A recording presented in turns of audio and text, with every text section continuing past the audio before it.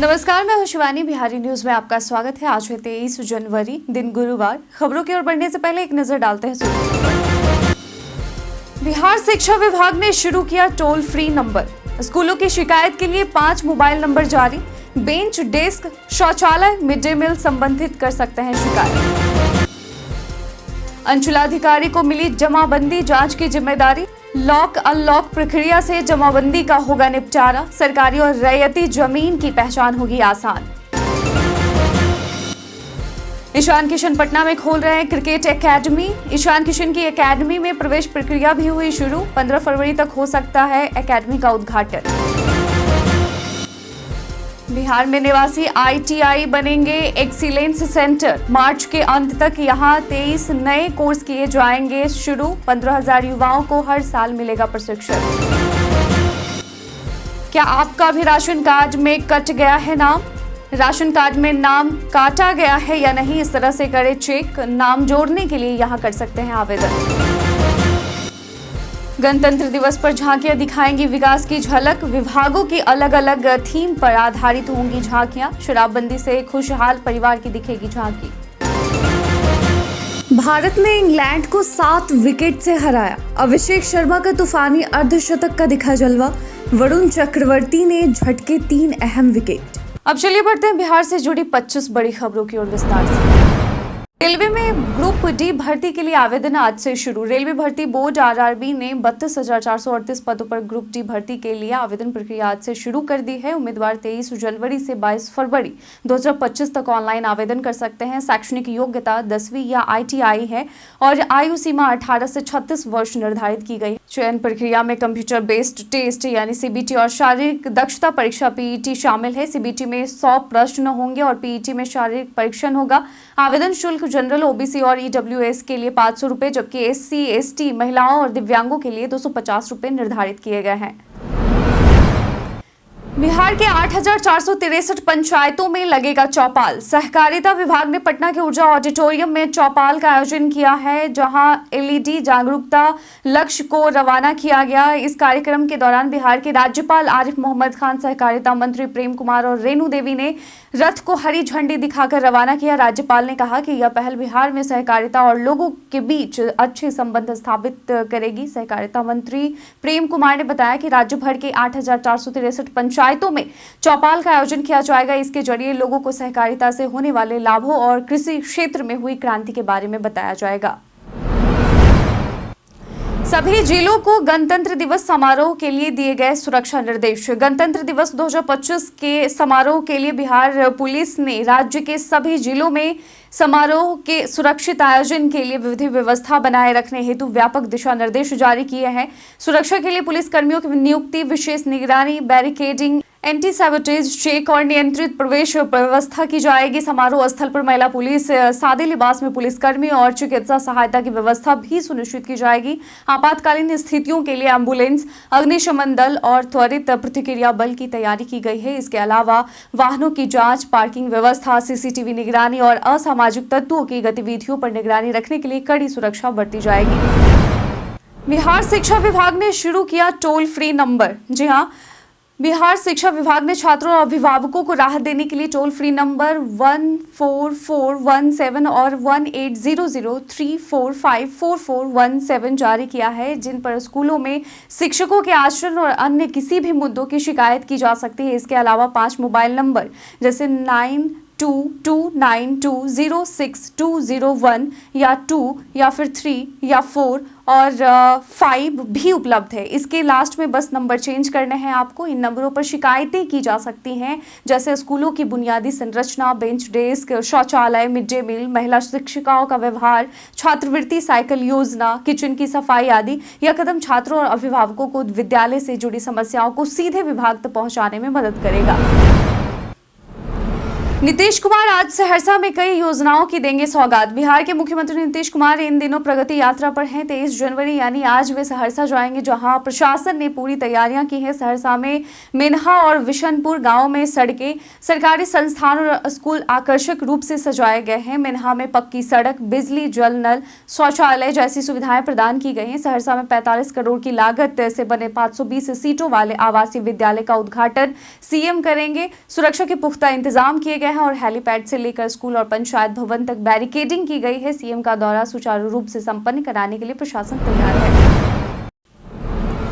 अंचलाधिकारी को मिली जमाबंदी जांच की जिम्मेदारी। जी हां, बिहार सरकार ने राज्य में जमीन के रिकॉर्ड को व्यवस्थित करने के लिए एक नई व्यवस्था लागू की है, जिसके तहत अब जमाबंदी की वैधता की जांच अंचलाधिकारी द्वारा की जाएगी। यदि जमीन सरकारी पाई जाती है तो उसे लॉक कर दिया जाएगा और सरकारी कार्यों के लिए उपयोग किया जाएगा। वहीं यदि वह रैयती यानी निजी पाई जाती है तो उसे अनलॉक कर दिया जाएगा और उसका इस्तेमाल रैयत ही करेंगे। इससे प्रक्रिया से पारदर्शिता बढ़ेगी और भूमि अभिलेखों का बेहतर प्रबंधन होगा। यह कदम लंबित मामलों के शीघ्र निपटारे और भूस्वामियों को ये अपनी जमीन की स्थिति के बारे में स्पष्ट जानकारी देने में मदद करेगा। ईशान किशन पटना में खोल रहे हैं क्रिकेट एकेडमी। बिहार के क्रिकेट प्रेमियों के लिए खुशखबरी है। ईशान किशन जल्द ही पटना में अपनी क्रिकेट एकेडमी खोलने जा रहे हैं। इस एकेडमी का नाम द ईशान किशन एकेडमी होगा, जो एनर्जी पार्क के पास बन रही है। इसमें 4 सीमेंटेड पिच और 4 टर्फ एरिया होंगे। साथ ही ऊर्जा स्टेडियम की पिच का भी उपयोग किया जाएगा। एडमिशन प्रक्रिया शुरू हो चुकी है और 100 सीटें निर्धारित की गई हैं। लड़के लड़कियां दोनों को एडमिशन मिलेगा। एकेडमी का उद्घाटन 15 फरवरी तक होने की उम्मीद है। एडमिशन संबंधी जानकारी इंस्टाग्राम, ईमेल और फोन के जरिए प्राप्त की जा सकती है, जो आपके स्क्रीन पर उपलब्ध है। सॉफ्टवेयर में अपलोड हो रहे विषयवार शिक्षकों के रिक्त पद। शिक्षा विभाग शिक्षकों के तबादले के आवेदनों पर कार्रवाई कर रहा है। विभाग ने सभी स्कूलों के विषयवार रिक्त पदों की सूची सॉफ्टवेयर में अपलोड करने का कार्य शुरू कर दिया है। रिक्तियों की जानकारी मिलने के बाद शिक्षकों के तबादले उनके विकल्पों के अनुसार नजदीकी स्कूलों में किए जाएंगे। शिक्षकों ने अपने तबादले के लिए जिला, नगर निकाय और ग्राम पंचायतों के विकल्प दिए हैं। राज्य भर से 1,90,000 शिक्षकों ने आवेदन किया है, जिनमें से 35 शिक्षकों का तबादला हो चुका है, जबकि बाकी के आवेदनों पर कार्रवाई जारी है। पुष्करनी तालाब के विकास कार्य के लिए की करोड़ों की योजना घोषित। बिहार सरकार ने वैशाली जिले के ऐतिहासिक पुष्करनी तालाब के विकास के लिए 29.04 करोड़ रुपए की योजना घोषित की है। इस योजना में स्थल विकास, रेस्टोरेंट, कैफेटेरिया, दुकान, फुटपाथ का निर्माण, तालाब का सौंदर्यीकरण, लैंडस्केपिंग, पानी, बिजली आपूर्ति और स्व पैडल नावों का संचालन शामिल है। योजना के तहत वित्तीय वर्ष 2024-25 में 12 करोड़ रुपए की पहली किस्त जारी की गई है। इस परियोजना में पुष्करनी तालाब के पास स्थित विश्व शांति स्तूप के आसपास पर्यटकों को बेहतर अनुभव मिलेगा और वैशाली को एक प्रमुख पर्यटन केंद्र के रूप में स्थापित करने में मदद मिलेगी। परियोजना बिहार पर्यटन विकास निगम द्वारा की जाएगी। बिहार में निवासी ITI बनेंगे एक्सीलेंस सेंटर। बिहार सरकार अगले 6 माह में राज्य के निवासी शेष औद्योगिक प्रशिक्षण संस्थान ITI को सेंटर ऑफ एक्सीलेंस में परिवर्तित करेगी। मार्च के अंत से चरणबद्ध तरीके से इन संस्थानों में 23 नए कोर्स शुरू किए जाएंगे, जिससे उद्योगों की आधुनिक आवश्यकताओं के अनुसार प्रशिक्षित कर्मी मिल सकेंगे। 149 ITI को सेंटर ऑफ एक्सीलेंस बनाने के लिए 5,436.22 करोड़ का बजट निर्धारित किया गया है। इनमें से इसरो का भी सहयोग रहेगा और प्रशिक्षण देने वाली कंपनियां रोजगार में मदद करेंगी। ITI ने 298 प्रशिक्षकों की नियुक्ति होगी और 15,000 युवाओं को हर साल प्रशिक्षण मिलेगा। राशन कार्ड में नाम कटा है या नहीं, इस पोर्टल पर करें चेक। भारत में सरकार ने नेशनल फूड सिक्योरिटी एक्ट के तहत राशन कार्ड की सुविधा प्रदान की है, जिससे गरीबों को कम कीमत पर राशन मिलता है। लेकिन राशन कार्ड केवल पात्र लोगों को ही दिया जाता है। कई बार अपात्र लोग राशन कार्ड बनवाते हैं, जिन्हें बाद में कैंसिल कर दिया जाता है। कुछ मामलों में पात्र व्यक्ति का नाम राशन कार्ड से काट दिया जाता है। यदि ऐसा हो तो व्यक्ति नजदीकी खाद्य आपूर्ति विभाग में आवेदन करके अपना नाम दोबारा जुड़वा सकते हैं। राशन कार्ड में नाम काटा गया है या नहीं, यह ऑनलाइन पोर्टल www.nfsa.gov.in पर चेक किया जा सकता है। पंकज त्रिपाठी स्टारर मिर्जापुर फिल्म और सीरीज दोनों की एक साथ होगी शूटिंग। पिछले साल मिर्जापुर द फिल्म की घोषणा के साथ ही यह लोकप्रिय ड्रामा पहली ओटीटी सीरीज बन गई, जिसे फिल्म के रूप में भी अब बनाया जाएगा। रिपोर्ट्स के अनुसार फिल्म और सीरीज के चौथे सीजन की शूटिंग सितंबर 2025 से एक साथ की जाएगी। इस परियोजना का निर्देशन गुरमीत सिंह करेंगे और पंकज त्रिपाठी, अली फजल, श्वेता त्रिपाठी शर्मा सहित अन्य प्रमुख कलाकार अभिनय करेंगे। निर्माताओं ने दोनों प्रोजेक्ट्स के लिए कलाकारों की तारीखें पहले से तय की है, जिससे शूटिंग में निरंतरता बनी रहेगी। शूटिंग उत्तर प्रदेश और मुंबई में होगी। मुख्यमंत्री बाल थैलेसीमिया योजना से मरीजों को निःशुल्क रक्त होता है उपलब्ध। बिहार सरकार की मुख्यमंत्री बाल थैलेसीमिया योजना के तहत थैलेसीमिया के मरीजों के इलाज के लिए राज्य भर में थैलेसीमिया डे केयर सेंटर स्थापित किए गए हैं। ये centre PMCH Patna, SKMCH Muzaffarpur, ANMCH गया, जेएलएनएमसीएच भागलपुर और एम्स पटना और जीएमसी पूर्णिया सहित अन्य चिकित्सा महाविद्यालय अस्पतालों एवं जिला अस्पतालों में उपलब्ध है। मरीजों को ब्लड ट्रांसफ्यूजन और दवाओं की निःशुल्क सुविधा प्रदान की जाती है।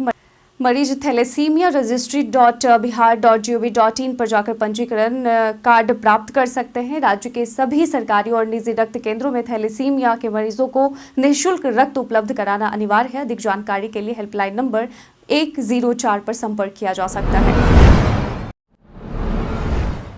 पटना में स्थापित की गई ICP-OES तकनीक वाली मशीन। जी हां, बिहार के पानी में खतरनाक भारी तत्वों की पहचान अब आसान होगी, क्योंकि पटना स्थित लोक स्वास्थ्य अभियंत्रण विभाग में ICP-OES तकनीक वाली मशीन स्थापित की गई है। इस मशीन से यूरेनियम, निकेल, कोबाल्ट जैसे 70 तत्वों की जांच की जा सकेगी। पहले ही केंद्रीय भूजल बोर्ड की जांच में राज्य के विभिन्न जिलों के पानी में यूरेनियम की उपस्थिति पाई गई है, जिससे स्वास्थ्य पर गंभीर असर पड़ सकता है। मशीन की कीमत 1 करोड़ से अधिक है और यह एक बार में 120 सैंपल की जांच कर सकती है। इससे पानी में खतरनाक तत्वों का पता कर उनका उपचार किया जा सकेगा। व्हाट्सएप स्टेटस अब इंस्टाग्राम पर कर सकेंगे ऑटोमेटिक शेयर। व्हाट्सएप जल्द ही मेटा अकाउंट्स सेंटर के साथ ऑप्शनल इंटीग्रेशन पेश करेगा, जिसका उद्देश्य यूजर्स को ज़्यादा कनेक्टेड एक्सपीरियंस देना है। इसके तहत यूजर्स अपने व्हाट्सएप स्टेटस को इंस्टाग्राम पर ऑटोमेटिक रीशेयर कर सकेंगे। यह फीचर सिंगल साइन ऑन का भी लाभ देगा, जिससे यूजर्स को कई मेटा ऐप्स में लॉग इन करना आसान होगा। इसके अलावा मेटा ऐप्स में अवतार, AI स्टिकर्स और इमेजिन मी क्रिएशंस जैसे फीचर्स भी जोड़े जाएंगे। हालांकि प्राइवेसी की सुरक्षा के लिए व्हाट्सएप के मैसेज और calls end to end encrypted रहेंगे।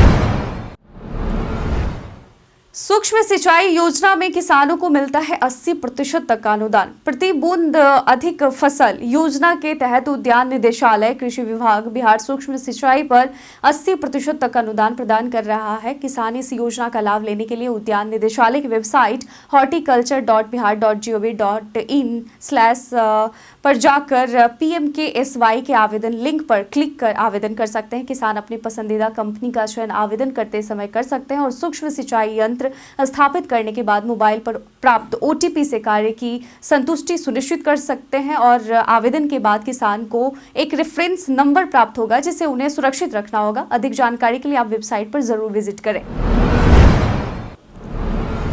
गुरु रहमान ने अपने रक्त से PM, CM और BPSC अध्यक्ष को लिखा पत्र। गुरु रहमान ने BPSC 70वीं PT परीक्षा को रद्द करने की मांग को लेकर अपने रक्त से पत्र लिखा है। उन्होंने राष्ट्रपति, प्रधानमंत्री, राज्यपाल, मुख्यमंत्री और BPSC अध्यक्ष से री एग्जाम की अपील। रहमान ने कहा कि अगर जरूरत पड़ी तो वह अपनी जान तक दे देंगे, लेकिन BPSC से माफी नहीं मांगेंगे। उन्होंने छात्रों को ऐसी कोई असहनीय कार्रवाई करने से मना किया है।